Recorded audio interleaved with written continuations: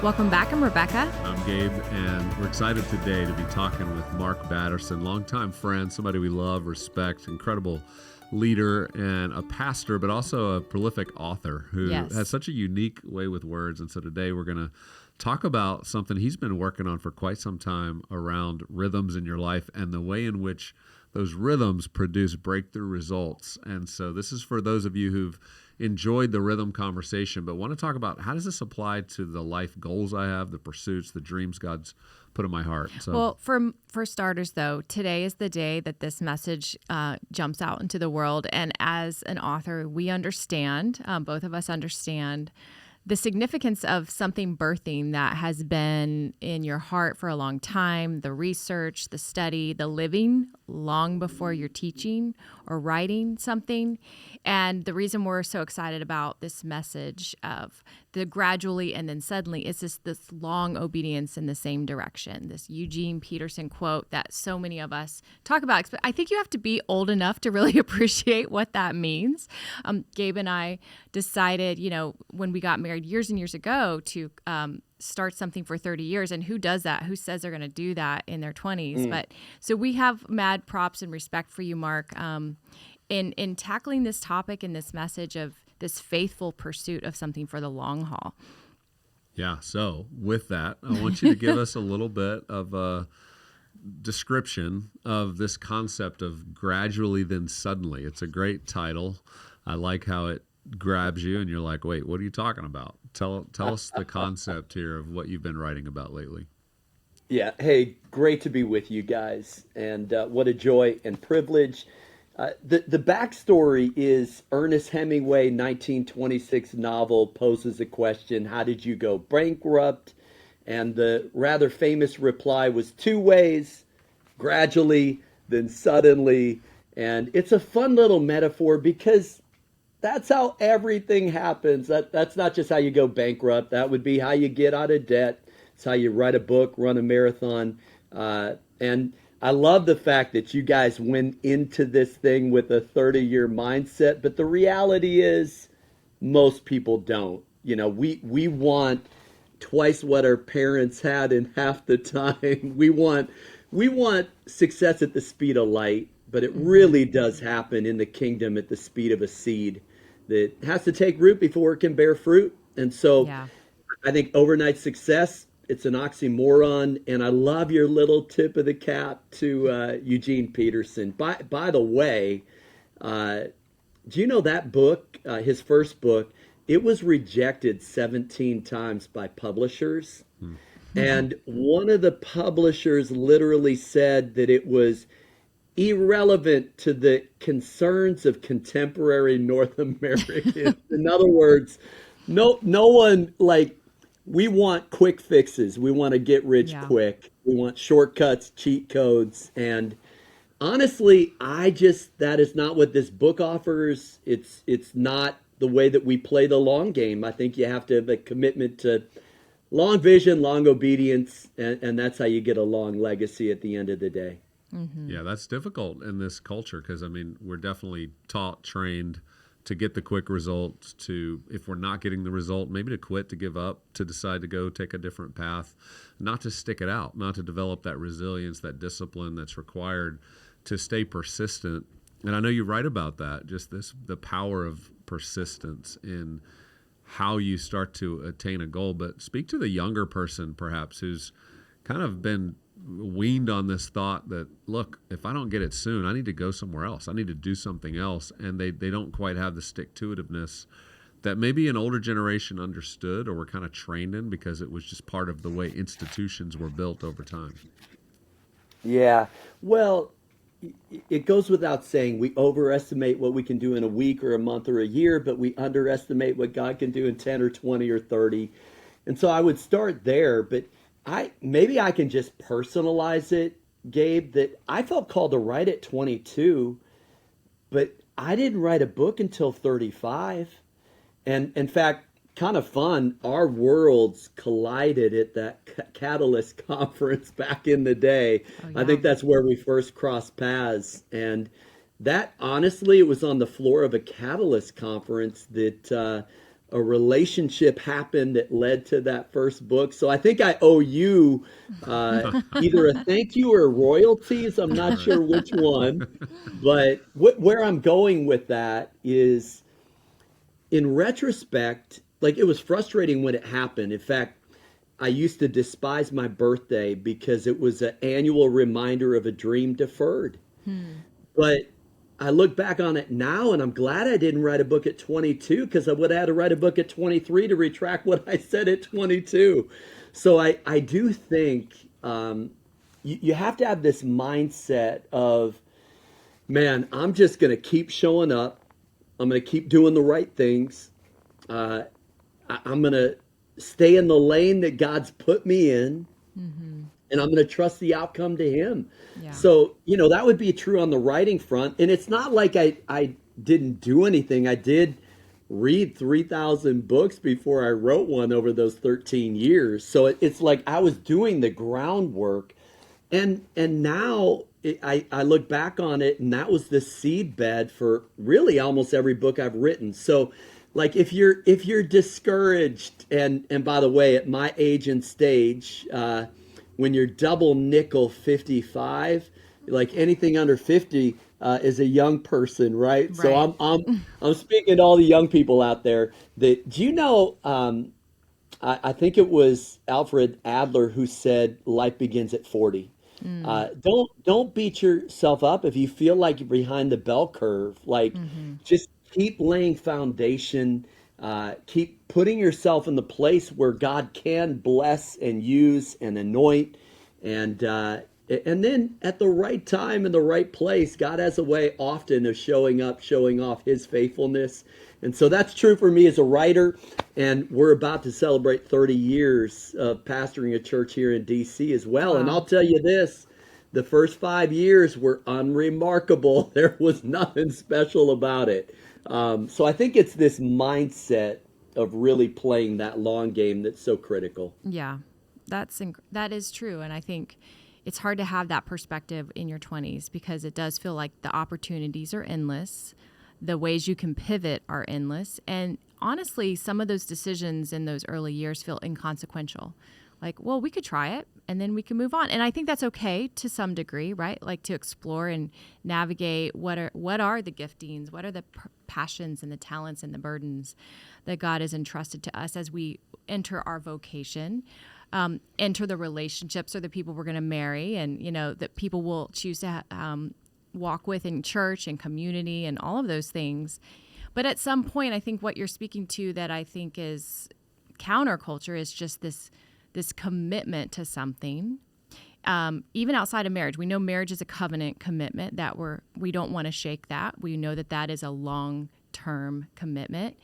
But sometimes other things feel a little optional that are also so deeply formational. I mean, the whole thing that you're going after here is that the persistence and the perseverance that creates resilience requires this deep sense of spiritual formation, and that you can only be formed in something that you're going to commit to and abide by, and even let those be the guardrails of your life that kind of keep you. And so I'm wondering while I understand how potent this message is, it's something you're releasing at a time where our attention span is now the shortest it's ever been in millennia, in any generation, thanks to the digital age. And it can almost feel like we want it, but how do we pursue it? How can we extend that attention span? You just said you read 3,000 books, so I'm still like doing the math in my brain, going, that's phenomenal. And then how are you suggesting people even begin this idea or this notion? It's not even a notion, but this idea or invitation to go, no, I want to unravel the way I see the world currently, and then go back to a kingdom mindset of what is lasting. Yeah.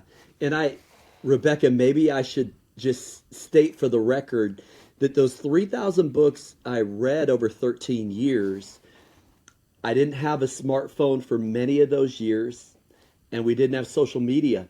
And the Right. average person spends 2 hours and 24 minutes on social media. You can read a lot of It's books true. in 2 hours and 24 minutes every day. Especially So, if you stay engaged with that train of thought, right? You're not, your brain's yes. not jumping to 100 different topics. Yep, it's true. So, we're not trying to build a church in DC. We're trying to bless a city to the third and fourth generation. And that's a different mindset. And it really comes out of Jeremiah 29, where, a false prophet, Hananiah, says you're only going to be there 2 years in Babylon. Well, if you have a 2-year mindset, you aren't even going to unpack your suitcase. You're going to rent the city. And God says, no, seek the peace and prosperity of the city, for if it prospers, you will prosper. So we want to do things that really set up the next generation. Like, I'm cognizant every pastor is an interim pastor. So we drink from wells we didn't dig. Well, what wells do we need to dig for the next generation? So it is a mindset. But then I think, practically speaking, then you need to find rhythms and routines on a daily basis. I mean, it really comes back to that are going to set you up for the long game. Yeah. And so I think there are things that my wife and I have done. We're how many years are you guys at? We're at 28. 28. So Yeah. we're at 33. And so we've got a few years on you. And of course, our 3 kids are growing now, and we've entered a new stage with our first grandchild, Wow. which that will elongate your perspective, just Yeah. that experience in and of itself. But I think it's not worrying about, in business speak, the lag measures. What are the lead measures that are going to set us up for a healthy marriage, for a healthy family? I've often said, at the end of the day, I want to be famous in my home, and it's hard to be famous in your home if you aren't home. And Right. so we've had to make really hard decisions over the years. In fact, this kind of gets into the practice and mechanics.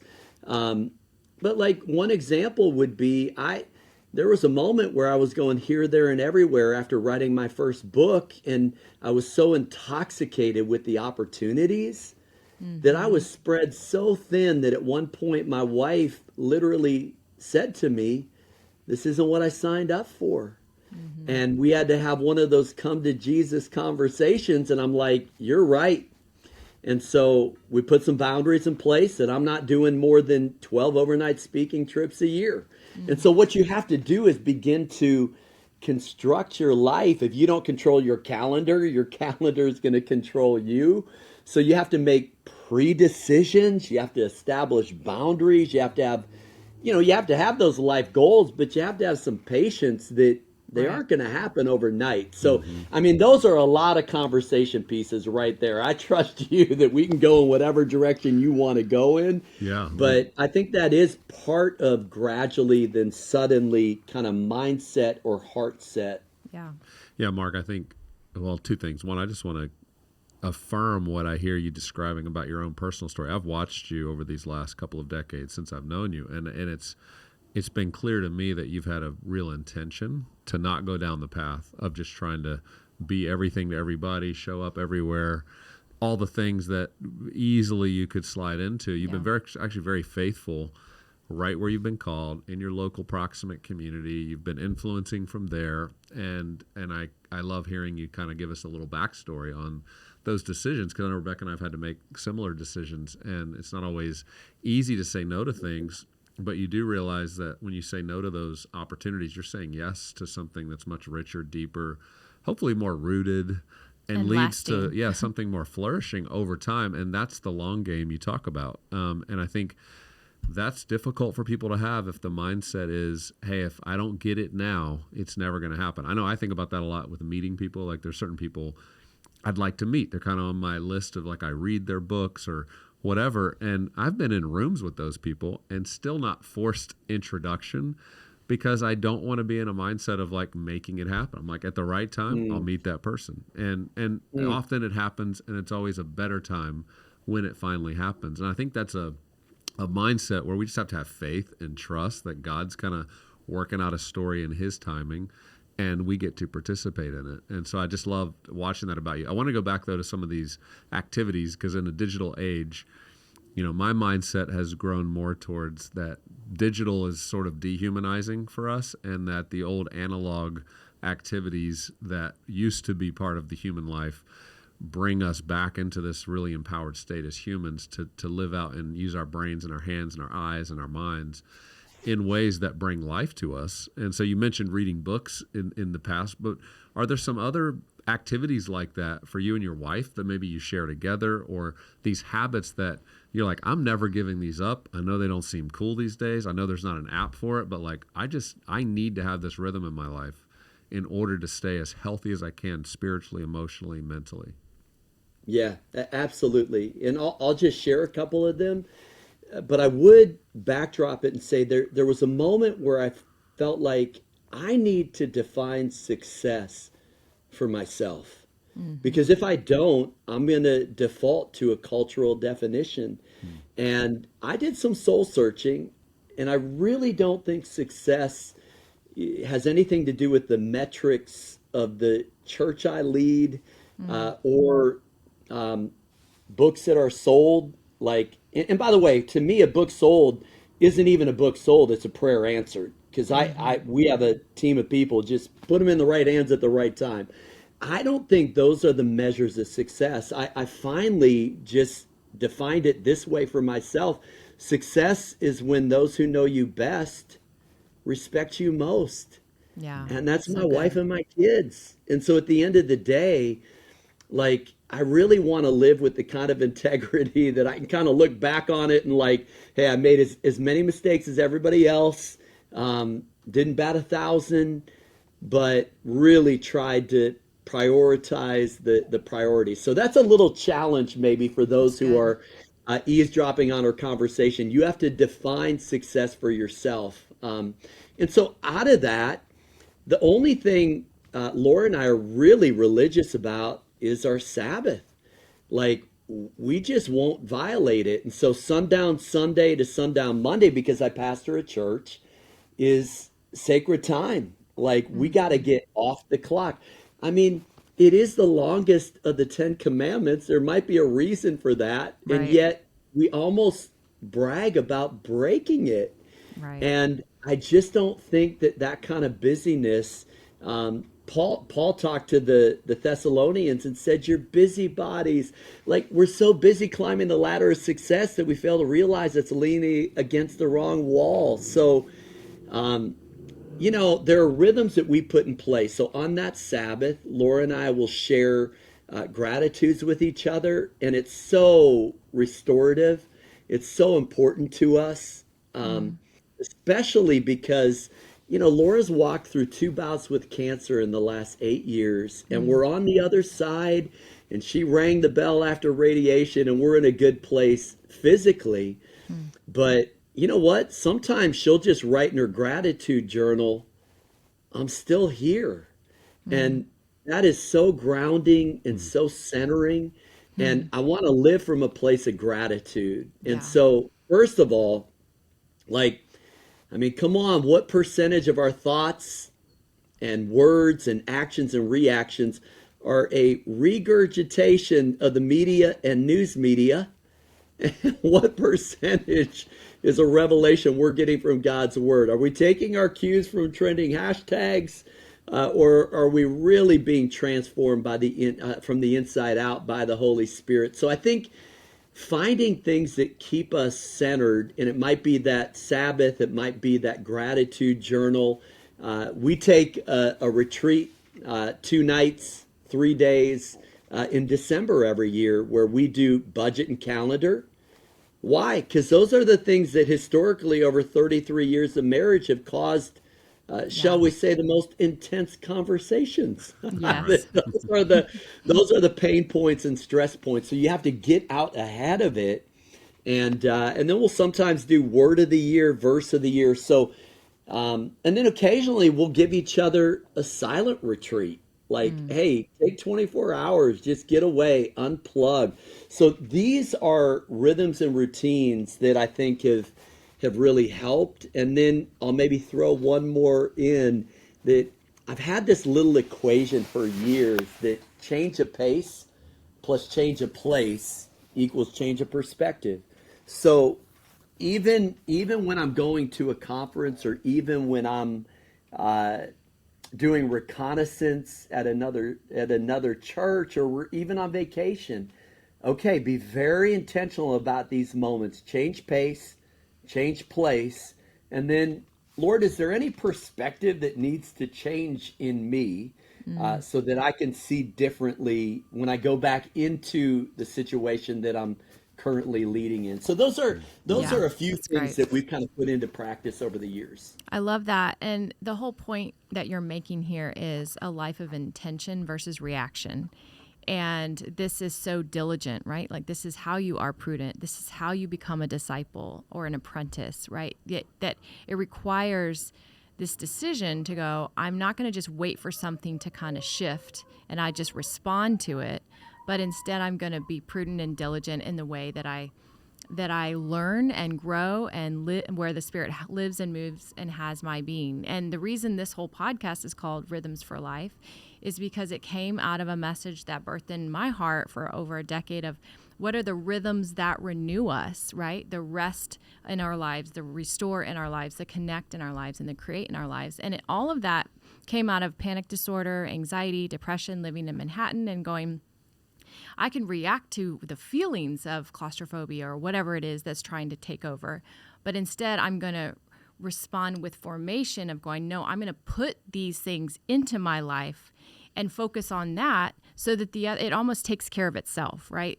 It's almost like Yeah. the unrest and the anxiety and the fear and the need for control is because I don't have something purposeful proactively that I'm putting my mind to. And the Yeah. rest rhythm is exactly what you described. The Sabbath is not optional to God. It is not a suggestion. It never has been. And for us, even being married now 28 years and our kids launching to college and us still having our Down syndrome bookends, our oldest and our youngest at home, we call it full nesting. But one thing we decided to incorporate was we do Sabbath on Thursdays because that's when we're not caregiving to our two on a Saturday or a Sunday, because that Yes. while we love them, that's full on like we're doing something fun always for them and it's great. But Thursdays became the day because often I might travel and teach on a Friday or a Saturday morning. And so just putting that in like it cannot be touched, especially the last several years, has been a game changer both for our relationship, just to have that, and then also just our communion with God. Just to like not have anything on the calendar that's required or it has to be answered to. What has been the fruit that you've seen in your perspective and your love for the Lord, your love for each other, your love for others by honoring the Sabbath? What kind of fruit have you seen from that? Well, it creates margin, and not just time margin, but I think emotional margin, Mm-hmm. to have more meaningful conversations, to go down two levels Yeah. and really talk through things that are important. I do, as you were talking, so I know you lived in Manhattan. Manhattan. I Yeah. don't know if you still do. No, we're in Nashville, actually. And that's what I thought. We've been here about Um, 11 years now. That's what I thought. But I am curious, have you ever read those studies that like even the pace of walking Right. uh, is dictated by the kind of pace of the city that you live in? Oh, And yeah. so I'm guessing Manhattan and Nashville a little bit different. And then DC, we're right, we live in the city. There's just, if you aren't careful, you just live to the pace of Mm-hmm. everything that's happening around you. And like these news cycles come so fast and furious. So it really does take living countercultural, to prioritize those things. And one thing you have to do, I think, is go into your calendar. I remember Eugene Peterson, since we brought him up earlier, he used to schedule meetings. He would have his executive assistant put FD in his calendar, and it was Dostoevsky. And so his meetings were with a dead author, but he needed time slotted to be able to read and recreate and renew and reset. And I would just say, to those who are listening, you don't have to apologize for that. That's living at the pace of grace. Yeah. And I feel like whenever something pops into my head, I feel like I ought to share it because I wonder if the Holy Spirit maybe dropped it.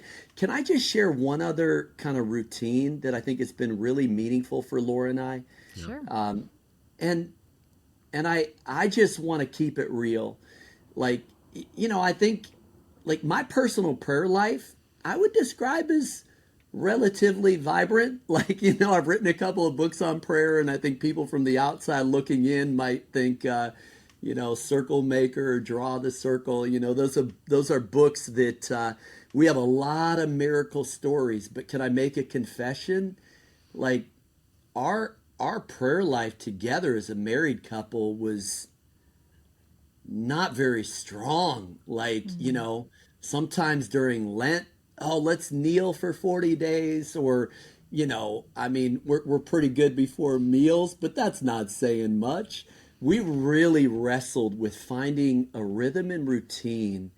And I'm just going to throw this out there to alleviate any guilt that people carry, because I don't think you have to do something really big. You know what we discovered a couple of years ago? At the beginning of the day, we thought, because we've struggled with it, what if we just sat down, held hands, and prayed the Lord's Prayer at the beginning of the day in unison? It's not like that's like 30 seconds. That's like 30 seconds, but there's something about that daily touch point that we're going to begin by hallowing his name. Your Yeah. kingdom come, your will be done. And then we're going to end with, yours is the kingdom, the power, the glory. There's just something about it that's really centering. So, you know, I don't think it has to be anything super exotic or, rocket science. I think simple rhythms and routines can even become some of the most meaningful. Especially when Jesus says, "This is how you should pray." Yeah. It's pretty Well, potent. there's that too, isn't there? I know. I'm like, man, no confusion there. Yes, Um, yes. Mark, you talk about the compounding effect that these little things you do gradually can have in your life. And sometimes we see those on charts related to investments, or, hey, the earlier you start investing your money, over time you start to see the chart. It starts to move up. But you apply this to just our life and the habits that we have in our life, and describe a little bit, maybe especially somebody who's a little bit younger, like why they shouldn't wait till they're 50 to try out some of these gradual habits, and why it's important to start early because of the impact that will have over time. Yeah, Albert Einstein said compound interest is the eighth wonder of the world. And, we do think about it in financial terms, but, there's a compounding that happens in marriage, there's a compounding that happens in parenting. And I think with leadership, ironically, this is a book that I would not have written 10 or 20 years ago. There wasn't enough blood, sweat, and tears. There wasn't enough compounding effect. I felt like I really wanted to lead something for pretty close to 3 decades. We'll blink and we'll be at 3 decades, January of 2026. And I felt like, okay, this is the moment to lean in, and we need some long vision, because if we don't have it, we get discouraged. Yeah. And while I'm on the topic, like, can we enjoy the journey, every age, every stage? Yeah. Like, Yeah. if you're living for some moment out there in the future when there's a confluence of circumstances that makes you feel successful, it's not going to happen. Yeah. And there is no zero gravity. Like, one of our core values is the blessings of God will complicate your life. So don't go thinking that higher levels of leadership is going to make your life easier either. God's going to give you the character then to sustain it. So I think the long vision piece, that long obedience, I would just challenge, like, keep showing up, keep at it. And I don't want to give the impression that, like, every dream I've had has come to fruition. It hasn't. Like, it took 13 years to write the first book. I've got a couple of film screenplays that I've co-authored that have been floating out there for years. Nothing's happened. Don't have the funding for it yet. That's okay. Yeah. Like, I mean, I think it'll happen in God's timing. And Gabe, I think what you said earlier, we really need to accentuate. You don't have to manufacture it, you don't have to manipulate it.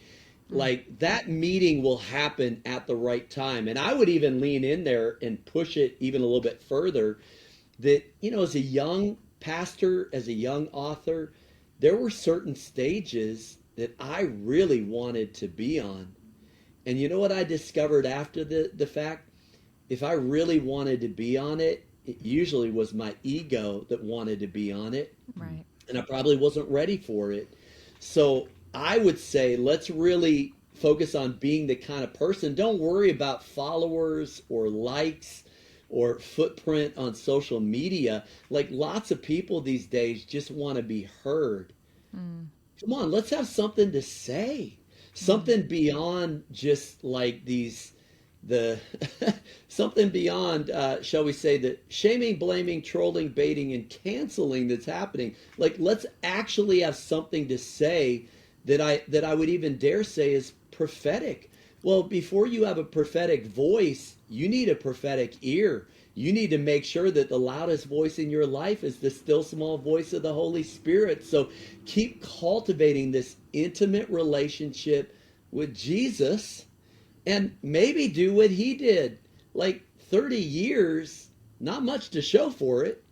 And then even after this moment of going public, he still does a disappearing act. And for 40 days, like, where did that guy go? And then often when they try to make him king, what does he do? He withdraws. Like this is the opposite of what I see happening in a lot of contexts. And so I would say don't seek the limelight, seek the shadows. Cherish the days where the demands on your time and energy are not that great, but leverage them, make the most of them, steward them. Then and only then, I think, are you ready for God to do the suddenly. And don't give up, by the way, after 6 days of circling Jericho. Don't give up after 6 times praying for the rain like Elijah. Don't give up after 6 dips in the Jordan River like Naaman. Because usually it's one day, one dip, one prayer too short. Let's not give up on gradually. I think this just turned into a little bit of a pep talk. Yeah. Let's not I give up know. on You're preaching gradually. I know. I feel like But I'm keep at at your. it. I love it. I'm at your church on a Sunday morning. I'm here for it. Yeah. I think I love what you were referencing for Next Gen, but I think this is as poignant of a message for someone at our age who has probably run pretty hard, or at least in those decades where we still were doing a lot of that.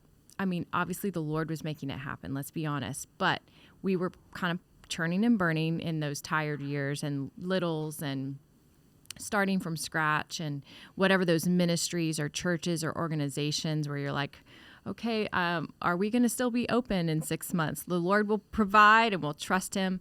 And so even where we are in life, our son just got married, our daughter just got engaged. It's definitely this kind of shifting season of legacy. And I love that you address that in this message, because it's not just about what we've quote unquote walked through or how that has been sustained up to this point, but what does that look for the midlifer, right? And I like to say 50s is midlife. I'm not really sure what the Lord has for any of us. In the blue zones, it's midlife. Depends how long we've got. But in the end, like, we're still faced with a decision, I think, at the turn of every decade to decide, are we going to consecrate this again back to the Lord? Are we going to wait for that still small voice and that nudge? Or are we just going to keep doing what we've been doing because it seemed to work in that season, but it might not be as fruitful now? I think that can be a conversation that's not always discussed as you have reached some level of what the world might call successful, which again in the kingdom is upside down anyways. But you could get comfortable. I'll just speak for myself. I could get comfortable resting on what has happened in the past and not pioneering or trusting or stepping out in faith in some areas that feel scary and unknown. And it's interesting, even the way the brain works past 50 than prior to 50, as we've read in other books. But this idea of you retain all that you've had, but you're not wired to kind of assimilate as quickly as you might have in your 20s and 30s with new ideas. But what you have is this vault or this arsenal or this archive of things that you have learned that you can pull from, that will influence how you lead in the days to come. And so I think what my question is, sorry, it's a long question, is how would you talk to someone like myself or anyone in the season that, like, we could keep going doing what we've been doing, or what is the open-handedness even in the vocational pursuit? Because the gifting and the birthright gifting that God gave in the womb is still there. That's still in our bent. But the trusting, I think, is really what we're after, to take those risks or those steps of faith to press into some things that might feel a little more unknown or unfamiliar. How would you counsel that? Yeah. You know what? I think praise God for all that he's done in both of you and through both of you. I'm going to make it personal, just speaking to the two of you. Praise God for what he's done. Like, I mean, there's a lot to just celebrate and say, look at what the Lord has done. But legacy is not what you accomplish. Right. Legacy is what others accomplish because of you. And that's a whole different mindset. So I would say at some juncture, especially when you start to experience a measure of what might be called success. And I think, when we say success, I think what we mean is stewardship, right? It's my utmost for his highest. It's time, talent, treasure, potential, a gift from God. What we do with it, our gift back to God. But I think there's a shift in thinking that, how am I setting others up? And a great example is Elijah, 14 recorded miracles. Then he puts his mantle on Elisha, and Elisha, 28 recorded miracles. And so twice as many miracles. But I would say that Elisha, even though he gets credit, I would say Elijah gets partial credit. Would you not say that, Elijah gets partial credit? So I think it's a mindset. I want to say something about, you live your life in a way that's worth telling stories about, but I'm going to lose a thought if I don't share it. So it's no secret, when I write, I love science, I love history, I love trying to say old things in new ways.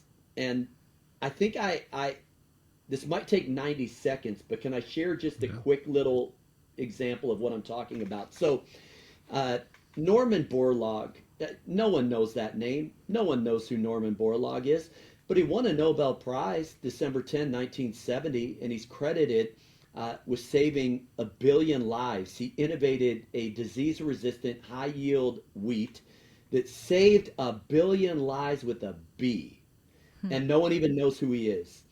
But if you go back one generation, I would argue that it was Henry Wallace, who was a Secretary of Agriculture and Vice President, who had the foresight to predict a worldwide food shortage, to establish a research station in Mexico, and had the wherewithal to appoint Norman Borlaug to that post, gets partial credit for that Nobel Prize.